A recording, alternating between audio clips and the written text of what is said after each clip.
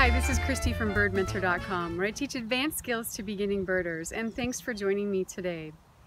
So this is probably going to start out to sound like a rant, which I guess it kind of is a little bit, but hopefully I can do a good enough job and turn it around so that you can understand the heart of my intent, which is to boost your confidence and give you a path that you can follow to learn about the birds. Okay, let's start with the rant because that might be fun for just a minute. Now, even though I'm going to share one specific example about one woman, what inspired me to create this video to begin with was that examples like this happen all over the country every single day. It's not just this one woman. So I belong to a number of birding Facebook groups, and yesterday a woman from New England posted a photo similar to this one, and underneath it, it said, "New bird to my feeder, help with ID please." I must have been in a pretty feisty mood because I had all sorts of sassy responses running through my head after I saw the picture. But once I gained my composure back again, I asked myself the question, why would someone need to ask a group of people how to identify one of the most recognizable and easily distinguishable birds that there are on the East Coast? Was she just being lazy and wanting someone else to do the work for her?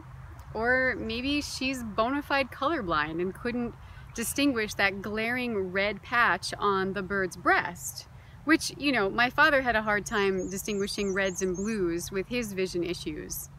Well, then I thought a little bit deeper about it, and I wondered if she, like thousands of other people like her, actually believed that she was just supposed to know what this bird was, and if she didn't, then I guess the next plausible solution would be to ask someone else what they thought.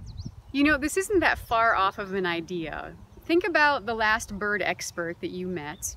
Most likely they were able to identify and tell you every bird that you were seeing, either by sight or sometimes even just sound alone. The thing that you didn't see in that moment was all the time that that expert had spent flipping through their pages of their field guide to learn the birds over the years. This might be one of the reasons why so many people have the misperception that knowing about birds is either something you were born with, like a gift, or something that you had started learning ever since you were young, and so trying to start out learning as an adult is pretty much hopeless. Well, it's this belief pattern that I've witnessed hold a lot of beginners back from ever improving their skills.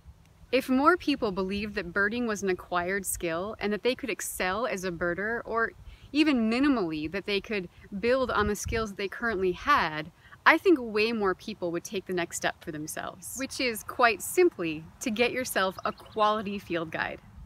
I use my field guide all the time, although I don't take it in the field with me unless I'm teaching. But as soon as I get home, if there's a bird that I saw out there that I don't know, after I'm done sketching that bird, the first thing I'll do is open up my field guide and start flipping through the pages to find that bird. And I love this part. There is so much to be learned by flipping through the pages of a field guide, and there's just so much joy in the process of exploration and discovery that gets lost when you give it up to someone else to do it for you. Which is why when I see people ask simple ID questions online, I feel sad. You see, if that woman had opened her field guide and flipped through the pages, eventually she would have found that rose-breasted grosbeak all on her own. Plus, she would have learned tons in the process about other birds in the book. Now, that's not to say that every once in a while you just need a little extra help to identify a bird that's really challenging. And I'm certainly not going to judge people for what they deem a challenging bird. The cool part about birding is that no matter how experienced of a birder you are, there's always going to be a bird that stumps you for one reason or another. So, my takeaway message for the day is to first try and discover who the bird is on your own by looking through your field guide. And I mean tangible field guide, not your app, because they facilitate learning in a different way, not exactly the way that I'm talking about. Then, only after you've explored all the options in your book, then you can seek out someone else's opinion. Because this is literally one of the best ways to become a better birder. If it seems too simple, that's because it is, but the results are profound. Okay, let me take just a couple minutes right now and share some of my favorite field guides with you. Now, there are many, many options out there, but the ones I'm going to share with you offer the best opportunities for learning.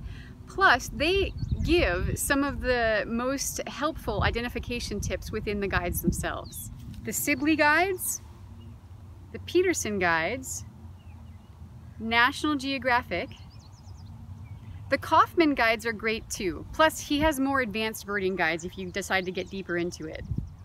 They're each different in their own way, and so I recommend looking through each of them, just kind of thumbing through them, and finding the style that resonates most with you. But be sure that you choose the ones that are appropriate for the region of the country that you live in, because this will help immensely. You can click on the link below to check out these and many of my other favorite bird guides, plus a bunch of other cool books about birds. Thanks for joining me today, and please get out there and help spread some bird love in the world.